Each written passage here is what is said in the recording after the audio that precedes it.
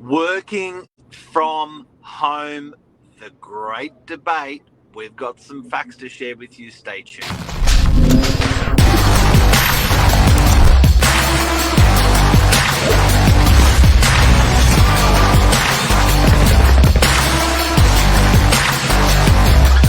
I'm the ringleader, so listen up. Good morning. Good morning. This will get any dinner table with friends spiced up, this topic. It will.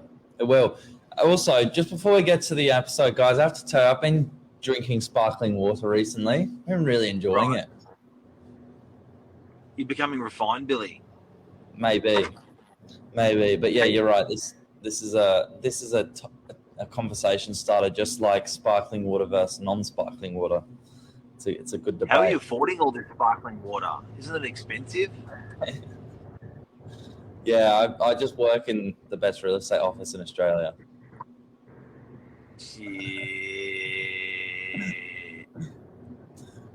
Yes. Fire away straight into the center and core of this topic that everyone's so passionate about. Well, we are having the T.W.A.T talk this morning, as Luke said. The T.W.A.T talk is the work from home debate. It is the Tuesday, Wednesday, Thursday people that are working from home and arguably saying that it's more productive. So we're going to have the conversation this morning and also find out what does placemaking mean, because I'd never heard of that term this morning. It's big. A lot of money's being invested in it. We're going to talk about that as well. But Tuesday, Wednesday, and Thursday, interesting topic that people have been brought to work on those 3 days and allowed to be productive from home on Monday and Friday. People are loving it, of a sort. Some people, the majority are loving it. The minority are saying this is rubbish. Yeah. And then I guess that flows on to what's more productive. And before we get into the numbers, here's what I'm thinking. If the stats were really that bad, employers would not have let it carried on, I don't think. So there's got to be some good in it. It depends on which side of the fence you sit on, but there's got to be some good in it. Whether it's results or whether it's just employment, love for the job, love for the setup. Well, a lot of the top companies in the city have now said mandatory. You've got to be in 3 days a week. No, not one, not two, but three. So that's starting to wind up. That the pressure's on to get those guys back. Something that I feel really, really passionate about that people don't generally like to hear is that I think bringing up the younger generation is not as effective. I think it's almost like remote learning when you're trying to bring up young guys through the ranks and you're trying to get that that whole ethos, teachings, hand on the steering wheel thing going, and you're doing that two out of 5 less than what you normally would. So people like yourself, Billy, working with people that are in their 30s, 40s, and 50s, you've got less training. So that's I think to be truly effective, it's you can get shit done sitting down, and you can get shit done standing up. You're always going to be more productive when you're standing up. Yes, you do like to work when you're sitting down, and it is lovely. But when you really want to get shit done, you stand up. If you're standing up, and what I mean by that is it just changes your whole psyche, like work from home or like going to work. And sitting in a room of people that are all doing the same task.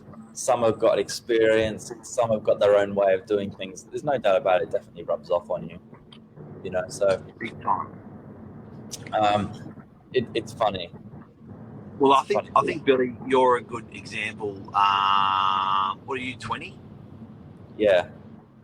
So I think practically, could you say that if you had that, if you didn't have your teachers around you as much, you would have still learnt, but not as fast. So I think bringing up the new generation, I think there's a necessity there.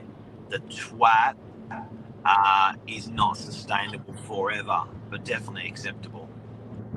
Yeah, definitely depends on I think what you're doing.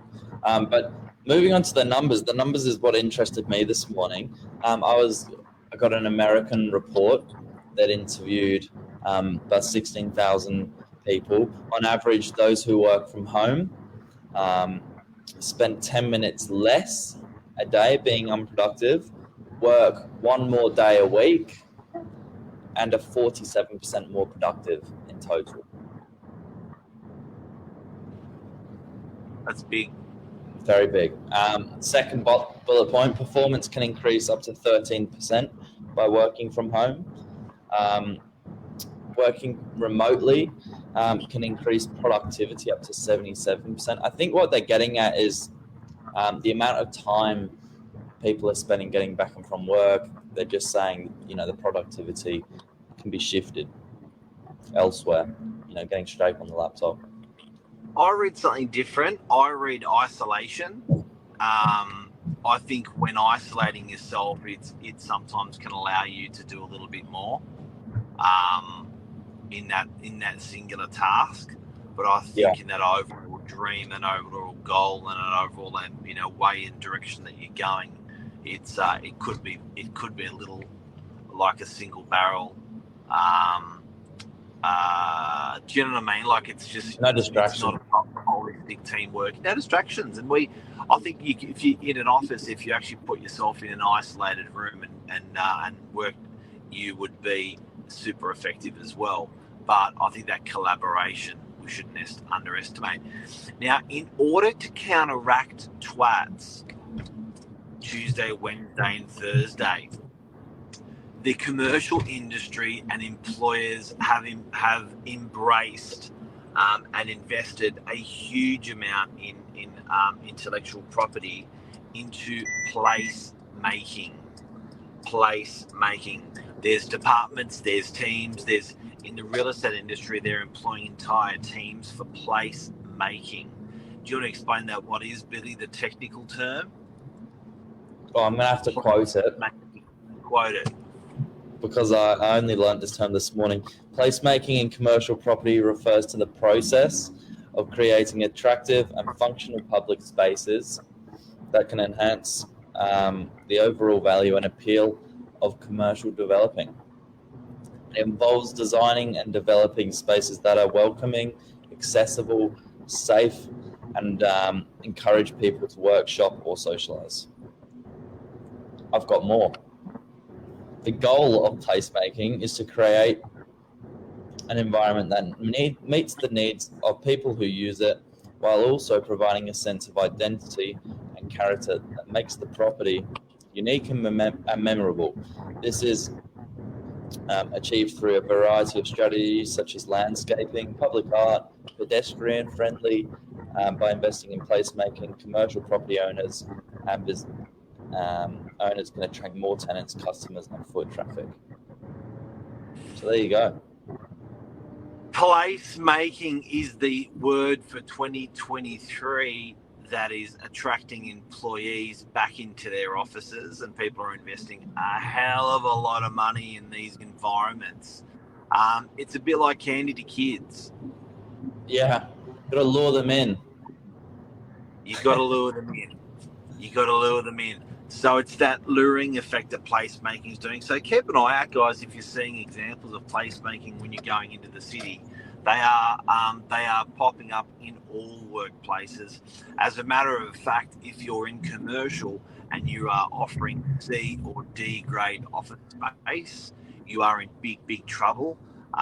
If you are offering A grade office space, people are giving up their C and D grade office space for the A grade. They only need half but they need place-making opportunities or presence. So there's actually good rates being paid in the city for commercial properties, but they got to be sexy. Yeah. And I think Luke's nailed it. Like, isolation is an issue for humans, private connections. That placemaking, that's something you can't get at home. So it makes sense why these corporations are investing into this. And look, I think also a big thing is mental health. It's we just know that isolation is not good for mental health. We just know to be around friends, families, crew, or just people in general is a much healthier mind and way of life. And if you said you were doing that 25 hours a week or 40 hours a week, in terms of mental health, not too much. You don't want 100, but certainly the more the merrier when it comes to mental health, I reckon, with twats. So that's that's the debate. Are you a twat? And what was placemaking? Well, hope we've helped you this morning. How do you reckon? You really don't know any different, your generation? No, but I got a taste for working from home with school, and I absolutely hated it. Yeah. So how did that work? What do you mean working from home from school, like studying for the HSC? Yeah, our year 12 was a little bit at home, and I hated it. It was so boring. It was like, imagine, when you do your 1 or 2 hours of homework, you get home from school and you have to go do that. Imagine doing that for 8 hours a day. It was torture. The only good thing was I was near the fridge all the time, so I could always have some food. Oh, I'd have to be putting on some weight. But what's really interesting is if you were told in year 9 you had the opportunity to do that, you'd say yes. Probably. And then when it's forced on you, you're like, Yeah, probably. True. Very true. Guys and girls, there's some of the facts on Tuesday, Wednesday, and Thursday twats. There's some of the facts on place making, the whole work from home thing. I think one thing we've taken that corporate side or that corporate view on it. Something to go out on to think about is I actually think families and kids could be better from it. Nurturing your kids, nurturing your family when you are working from home, when you are not travelling. I think some families could actually be better off, more harmonious from that side of things. Pretty interesting. That's the show. Thanks, guys. Take care. Have a good day. Billy, what's on the agenda for today? We've actually got open homes. We don't usually do open homes on Tuesdays, but they've been moved from Wednesday to Tuesday to cater a conference in the city. So stay tuned. There'll be stuff on that on Wednesday on the socials. But yeah, today's a busy day of opens. Running around, helping out.